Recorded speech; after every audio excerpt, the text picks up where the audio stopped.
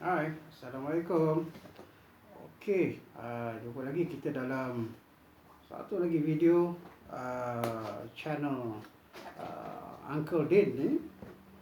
Right, so hari ni saya akan unboxing satu barang yang baru saya terima lah. Okey, saya baru beli yang ni.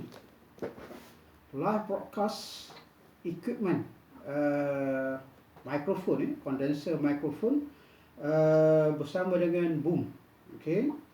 Harga tak adalah mahal sangat, dalam RM60 lebih kurang. Campur dengan kos penghantaran dalam 63, 64 macam itulah. Okey, mari kita lihat apa yang ada dalam kotak ini. Right. Saya dah lama tunggu dulu ni. Okey, mengapa saya beli? Mengapa saya beli? Sebab saya sejak kebelakangan ni saya banyak buat kelas secara online di rumah. Jadi saya perlukan peralatan yang lengkap lah untuk mengendalikan kelas-kelas saya. Jadi kita tengok kat dalam ni. Pertama, kita ada dia punya ni. Okey, sedikit maklumat tentang produk ni lah, dalam bahasa Inggeris dan juga bahasa Mandarin ni. Okey, kita keluarkan dulu lah barang ni. Keluarkan barang dulu. Apa yang ada? Oh, banyak. Okey, pertama sekali. Okey, ni saya ketepikan dulu sekali. Pertama sekali kita ada mikrofon lah. Okey, inilah condenser microphone untuk kita buat rakaman, untuk buat rakaman bersama sekali dengan dia punya sponge.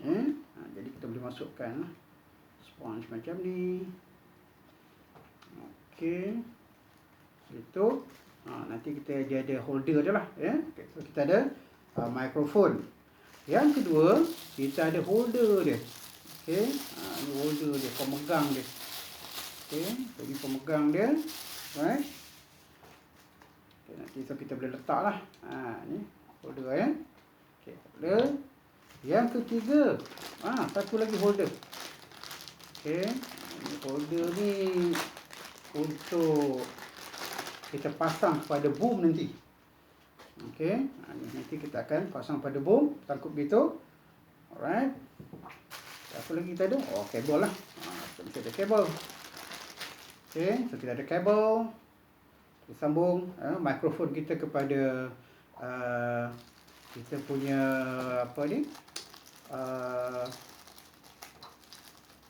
sound card. Ini dia punya sound card. Sebab kalau kita connect kepada komputer nanti, biasa kalau laptop dia ada satu port saja untuk kita punya speaker. Kalau kita pakai internal microphone, dia dah ada mikrofon. Tapi ini kita ada dua slot.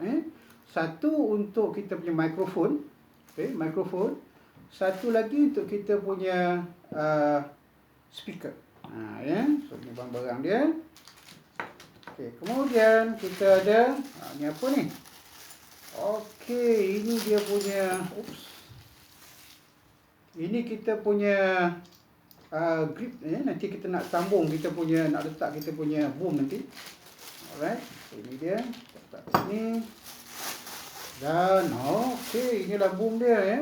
Saya ingatkan plastik. Okey, steel. Dia pakai steel. So nanti kita boleh pasang pada meja kita. Kemudian pasang dia punya ni holder ni. Right? Kemudian kita pasang mikrofon. Dan yang terakhir kita ada apa? Okey, ini dia punya noise filter lah. Net ni. Net. Biasa kita tengok orang buat rakaman lagu dia gunakan ni macam ni. Nyanyi itu kan. So kita akan gunakan ini. So nanti kita akan pasang ke semua alat ini dan kita tunjuk macam mana ianya berfungsi. Okey? Right? Jumpa lagi dalam video akan datang. Bye.